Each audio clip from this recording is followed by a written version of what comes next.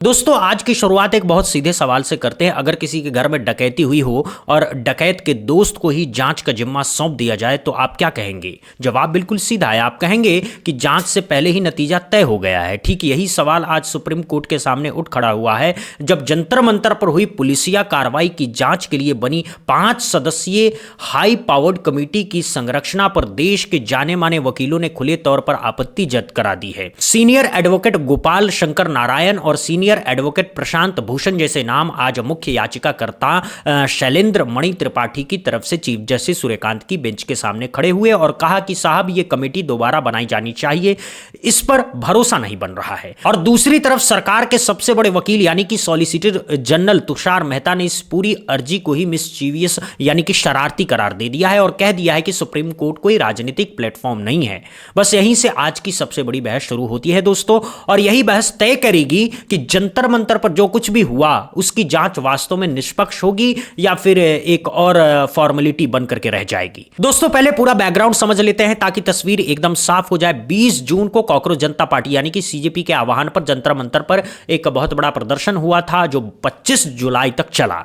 इस बीच जो कुछ भी हुआ वो कोई मामूली घटना नहीं थी। युवाओं पर बल प्रयोग हुआ, पैलेट गन तक चलाई गई, ऐसे ऐसे आरोप सामने आए जिनको सुनकर के एक स्वस्थ लोकतंत्र की धारणा दम तोड़ देती है। महिलाओं के साथ बदसलूकी के आरोप, कील वाली लाठियों के इस्तेमाल के आरोप, और सबसे बड़ी बात यह है कि पीड़ितों की तादाद इतनी थी कि मामला अपने आप देश की सबसे बड़ी अदालत तक जा पहुंचा। इसके बाद 18 अगस्त को सुप्रीम कोर्ट ने एक 5 सदस्यीय कमेटी बना दी जिसकी अध्यक्षता सुप्रीम कोर्ट के पूर्व जज जस्टिस आर सुभाष रेड्डी को दी गई। बाकी सदस्यों में पंजाब और हरियाणा हाई कोर्ट के पूर्व chief justice Ravishankar Jha, Delhi high court की पूर्व जज जस्टिस शैलेंद्र कौर, पूर्व सीबीआई डायरेक्टर ऋषि कुमार शुक्ला और मेघालय के पूर्व डीजीपी डॉक्टर LR बिश्नोई का नाम है। अब इसी कमेटी की संरचना पर तमाम याचिकाकर्ताओं ने कल यानी कि 25 अगस्त को सुप्रीम कोर्ट में मेंशन करके यह मांग रख दी है कि इस कमेटी को दोबारा गठित किया जाए। अब सवाल यह है दोस्तों कि आखिर याचिकाकर्ताओं की आपत्ति क्या है, वो क्यों चाहते हैं कि कमेटी दोबारा बने। तो इनकी पहली और सबसे बड़ी आपत्ति यह है कि इस कमेटी में जांच से जुड़े अनुभवी विशेषज्ञ पर्याप्त संख्या में नहीं है। एक गंभीर पुलिसिया कार्रवाई की जांच का मतलब सिर्फ ये पता लगाना नहीं होता कि किसने किसे मारा। असली सवाल यह होता है कि आदेश किसने दिया, वो आदेश किस चेन ऑफ कमांड से गुजरा, हथियार किस लेवल पर मंजूर हुए, और अगर कुछ गलत हुआ तो उसकी जिम्मेदारी सबसे ऊपर तक जाती है क्या। इस तरह की जांच के लिए एक ऐसा दिमाग चाहिए जिसने ऐसी चीजें पहले की हो, जो पुलिस के सिस्टम को समझता हो और जो सत्ता के दबाव में झुके नहीं। याचिकाकर्ताओं का कहना है कि मौजूदा कमेटी में यह विशेषज्ञता उतनी नहीं दिखती जितनी इस मामले की गंभीरता को देखते हुए होनी चाहिए थी। दूसरी आपत्ति है सिविल लिबर्टीज यानी कि नागरिक स्वतंत्रताओं के अनुभव की। इनका कहना है कि जब मामला ही यह है कि आम नागरिकों के लोकतांत्रिक अधिकारों का हनन हुआ है या नहीं, तो कमेटी में ऐसे स्वतंत्र सदस्य भी होने चाहिए जिनका मानवाधिकार और पब्लिक इंटरेस्ट के मुद्दे पर स्थापित ट्रैक रिकॉर्ड हो। लेकिन अभी जो कमेटी है उसमें यह तत्व नहीं दिख रहा है। तीसरी और सबसे विस्फोटक आपत्ति जो याचिकाकर्ताओं ने दर्ज कराई है वो यह है कि कमेटी के कुछ सदस्यों का सरकार से पुराना संबंध रहा है। बात ऐसे ही किसी को टारगेट करने की नहीं है दोस्तों, ये एक बुनियादी संवैधानिक सिद्धांत का सवाल है। खुद सुप्रीम कोर्ट ने अनेक बार दोहराया है कि न्याय सिर्फ होना नहीं चाहिए बल्कि होते हुए दिखना भी चाहिए। अब अगर जिस कमेटी को गृह मंत्रालय की भूमिका जांचनी है, दिल्ली पुलिस के आला अधिकारियों से जवाब तलब करना है, रैपिड एक्शन फोर्स की तैनाती के फैसलों पर सवाल पूछना है, उसी कमेटी के किसी सदस्य का इन्हीं संस्थाओं के प्रमुखों से पुराना रिश्ता रहा है तो निष्पक्षता का सवाल तो उठेगा ही। यहां सबसे ज्यादा उंगली उठ रही है पूर्व सीबीआई डायरेक्टर ऋषि कुमार शुक्ला की नियुक्ति पर, क्योंकि उनके बारे में यह कहा जाता रहा है कि उन्हें सीबीआई डायरेक्टर के पद पर तब लाया गया था जब उनकी सीनियरिटी और अनुभव को लेकर के सवाल थे और उन्हें केंद्र सरकार का करीबी माना जाता है। अब सोचिए दोस्तों, अगर कोई अधिकारी अपनी नियुक्ति के लिए ही सरकार का शुक्रगुजार हो तो वो उसी सरकार की भूमिका की जांच में कितनी स्वतंत्रता से काम कर पाएगा। यह सवाल अपने आप में इतना बड़ा है कि इसे नजरअंदाज करना मुश्किल है। एक और बहुत बारीक बात दोस्तों जो याचिकाकर्ताओं ने बहुत साफगोई से कही है वो ये है कि उनका आरोप किसी भी सदस्य की व्यक्तिगत ईमानदारी या चरित्र पर नहीं है।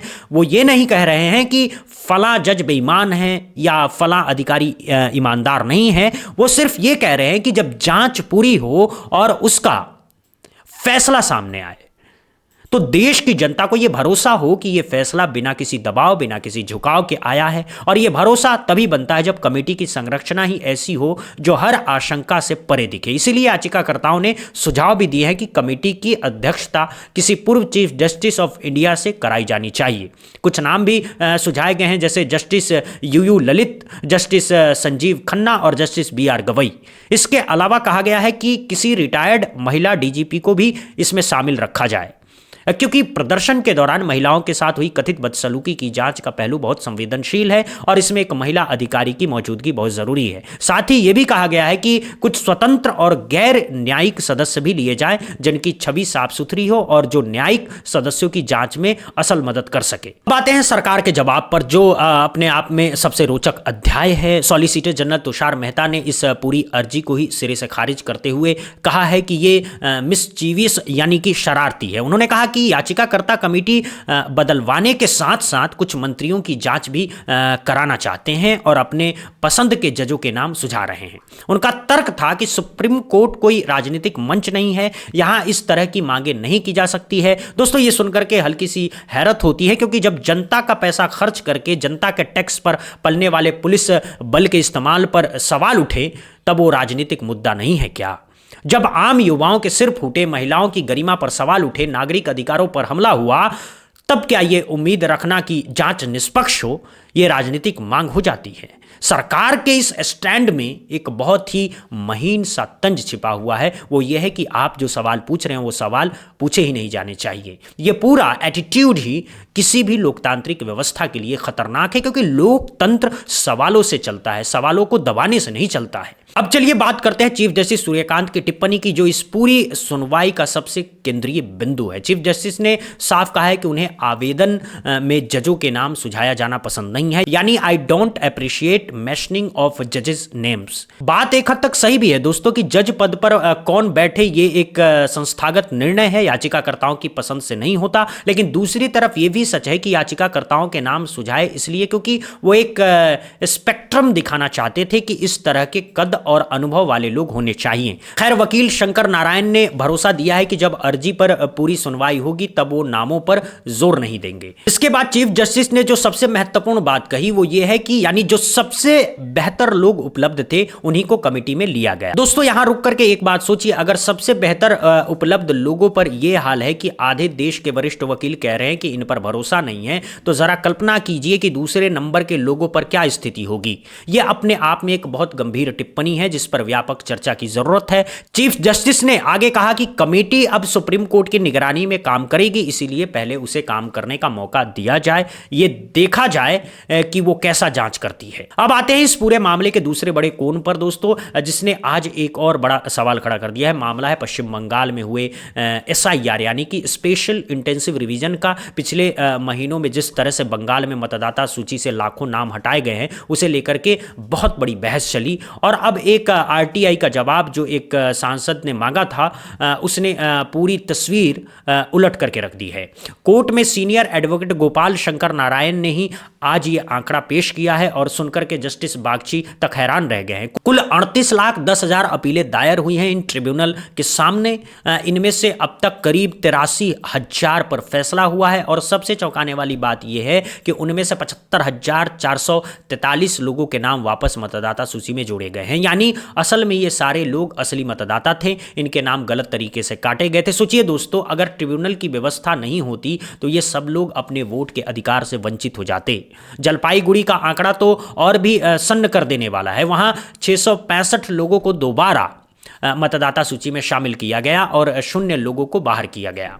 यानी हर एक ऐसा केस जिस पर सुनवाई हुई वो सही मतदाता निकला। अब सवाल यह है दोस्तों कि यह क्या है? जब 90% से ज्यादा मामलों में मतदाताओं को वापस जोड़ना पड़ रहा है तो इसका सीधा मतलब है कि पूरी प्रक्रिया में एक व्यवस्थित गड़बड़ी थी। यह कोई मानवीय भूल नहीं है, क्योंकि मानवीय भूल का प्रतिशत इतना ऊंचा नहीं होता है। यह एक पैटर्न है। यही पैटर्न पूरे लोकतंत्र के लिए सबसे बड़ा खतरा है। और मजेदार बात यह है कि यह पूरी प्रक्रिया सुप्रीम कोर्ट की ही निगरानी में हुई थी। कोर्ट के आदेश पर ट्रिब्यूनल बनाए गए थे, न्यायिक अधिकारी तैनात किए गए थे और तब भी नतीजा ये निकला कि लाखों लोगों को अपने वोट के लिए अपील करनी पड़ी। इससे एक बुनियादी सवाल ये उठता है कि क्या न्यायिक निगरानी अपने आप में पर्याप्त गारंटी है या फिर व्यवस्थागत बदलाव की जरूरत है जो सिर्फ निगरानी के भरोसे न छोड़ा जाए। ये वही सवाल है जो आज की जंतर मंतर वाली कमेटी पर भी लागू होता है कि क्या सिर्फ न्यायिक निगरानी से जनता का भरोसा जीता जा सकता है या इसके लिए कमेटी की संरचना भी हर आशंका से मुक्त होनी चाहिए। दोस्तों, देश के जाने माने संविधानविद और वरिष्ठ वकील जब सामूहिक रूप से किसी बात पर आपत्ति दर्ज करते हैं तो वो कोई हल्की बात नहीं होती है। प्रशांत भूषण जैसे वकील ने आज कहा है कि ये चिंता किसी एक व्यक्ति की नहीं है, ये कई याचिकाकर्ताओं की साझा चिंता बन चुकी है। इस साझा चिंता को खारिज करके इसे शरारती करार देकर इस मुद्दे को दबाया नहीं जा सकता है। सुप्रीम कोर्ट ने कहा है कि इस अर्जी को मुख्य मामले के साथ ही सुना जाएगा और असली सुनवाई सितंबर में होने की संभावना है। यानी अगले कुछ हफ्ते में यह तय हो जाएगा कि कमेटी अपनी मौजूदा संरचना में ही काम करेगी या इसमें कुछ फेरबदल होगा। लेकिन इससे भी बड़ी बात यह है कि इस पूरी बहस से एक बहुत महत्वपूर्ण सिद्धांत को पुनर्स्थापित करने का मौका है। वो सिद्धांत है कि सत्ता चाहे किसी की भी हो, संस्थाओं की स्वतंत्रता पर कोई समझौता नहीं होना चाहिए। जांच करने वाली संस्था अगर स्वतंत्र नहीं दिखेगी तो जांच का नतीजा कुछ भी हो, वो जनता के बीच अपनी विश्वसनीयता खो देगी। कुछ लोग यहां तर्क दे सकते हैं कि हर कमेटी पर सवाल उठाना अपने आप में एक फैशन बन गया है, हर जांच पर संदेह करना अपने आप में एक आदत बन गई है। यह तर्क अपनी जगह सही भी है कि हर चीज पर संदेह करने से सिस्टम की स्थिरता खतरे में पड़ती है, लेकिन दूसरी तरफ यह भी सच है कि पिछले कुछ वर्षों में जिस तरह से एक के बाद एक जांचों के नतीजे संदेह के घेरे में आए हैं, जिस तरह से कमेटियों की सिफारिशों को दबाया गया है, जिस तरह से रिपोर्ट सामने आने में देरी होती रही है, उसे देखते हुए जनता का शक करना भी जायज है। ये इतिहास कोई एक दिन का नहीं है, ये एक लंबे समय से बन रहा पैटर्न है और इसीलिए आज जब जंतर मंतर वाली कमेटी की संरचना पर सवाल उठ रहे हैं तो इन सवालों को कटघरे में खड़ा करने के बजाय इनका सम्मान करना चाहिए। लोकतंत्र में आशंका, सवाल और आलोचना का स्थान होना ही चाहिए। ये ना कोई शरारत है और ना ही कोई राजनीतिक स्टंट। ये उस देश की जिम्मेदार नागरिकता का हिस्सा है जो अपने अधिकारों के प्रति सजग है। अब समापन की तरफ बढ़ते हैं। दोस्तों, इस पूरे मामले का सार यह है कि एक तरफ जंतर मंतर पर हुए पुलिसिया एक्शन की जांच के लिए बनी कमेटी की स्वतंत्रता पर सवाल है, दूसरी तरफ बंगाल में हुए एसआईआर के आंकड़े ये बता रहे हैं कि व्यवस्थागत गड़बड़ी कितनी गहरी है। दोनों ही मामले एक ही मूल सवाल की तरफ इशारा करते हैं कि क्या हमारी संस्थाएं अपनी स्वतंत्रता और अपनी विश्वसनीयता को बचाने की स्थिति में है या फिर वो धीरे धीरे उस दबाव के सामने झुक रही है जो सत्ता के हर स्तर से आ रहा है। सितंबर में जब इस अर्जी पर पूरी सुनवाई होगी तब हमारी नज़रें सुप्रीम कोर्ट पर होगी कि क्या वो जनता की चिंताओं को सुनते हुए कमेटी की संरचना पर पुनर्विचार करता है या फिर अपने ही निर्णय पर टिके रहते हुए मौजूदा कमेटी को ही आगे बढ़ाता है। जो भी होगा वो न्यायपालिका की विश्वसनीयता के लिए एक बहुत बड़ा मोड़ साबित होगा, एक ऐसा मोड़ जो आने वाले वर्षों तक याद रखा जाएगा। अब आप बताइए दोस्तों, क्या आपको लगता है कि जंतर मंतर वाली जांच कमेटी की मौजूदा संरचना सही है या इसमें बदलाव की जरूरत है? क्या पूर्व सीबीआई डायरेक्टर जैसे अधिकारियों को इस तरह की संवेदनशील जांच में शामिल किया जाना चाहिए जब उनका सत्ताधारी दल के प्रमुख नेताओं से करीबी होने के आरोप हैं?